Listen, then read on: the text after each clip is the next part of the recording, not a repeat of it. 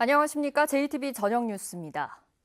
주 52시간 근무가 도입된 뒤 농촌 시외버스가 줄줄이 끊기고 있지만 전라북도가 손을 놓고 있다는 비판이 제기됐습니다.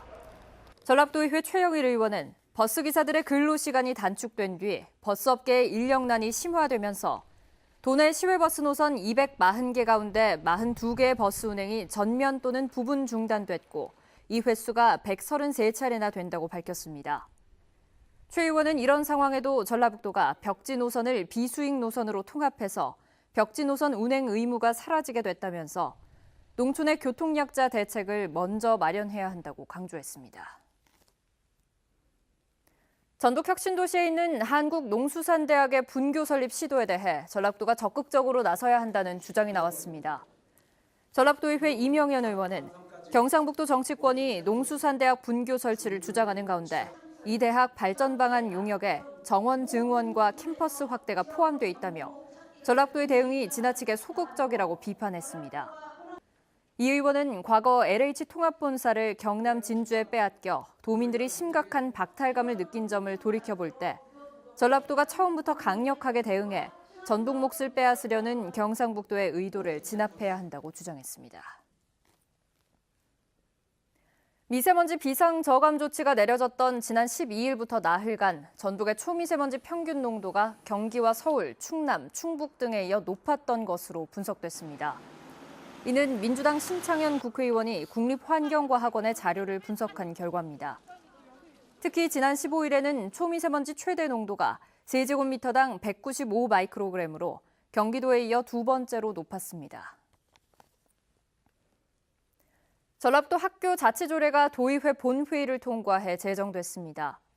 학교자치조례는 각 교육주체들의 자치회 운영을 의무화했으며 교무회의를 월 1회 개최하고 교무회의 심의 결과를 학교장이 수용토록 해 학교 내 민주적 의사결정 구조를 정착화시켰습니다.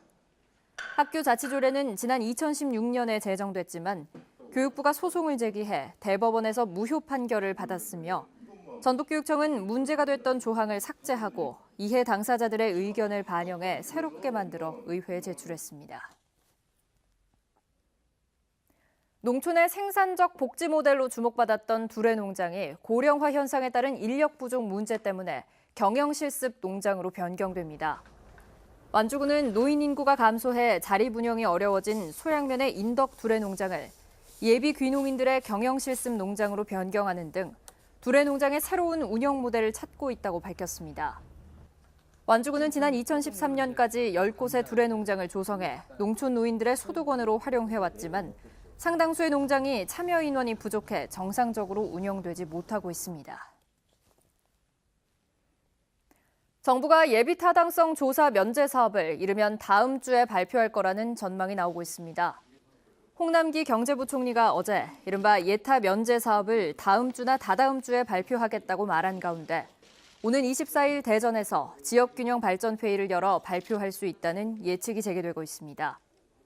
문재인 대통령은 지난 10일 신년회견에서 광역별로 한 건씩의 예타 면제 가능성을 언급했고 전라북도는 새만금 신공항의 포함 여부에 촉각을 곤두세우고 있습니다.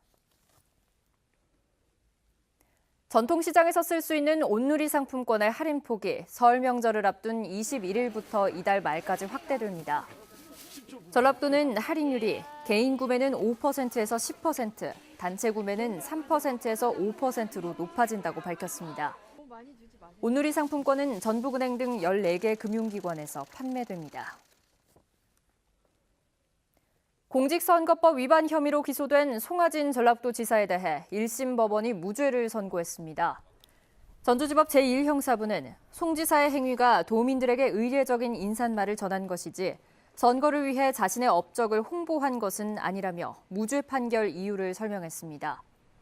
송 지사는 도민들에게 희망을 주고자 했던 자신의 진정성이 받아들여졌다며 도정에 최선을 다하겠다고 밝혔습니다.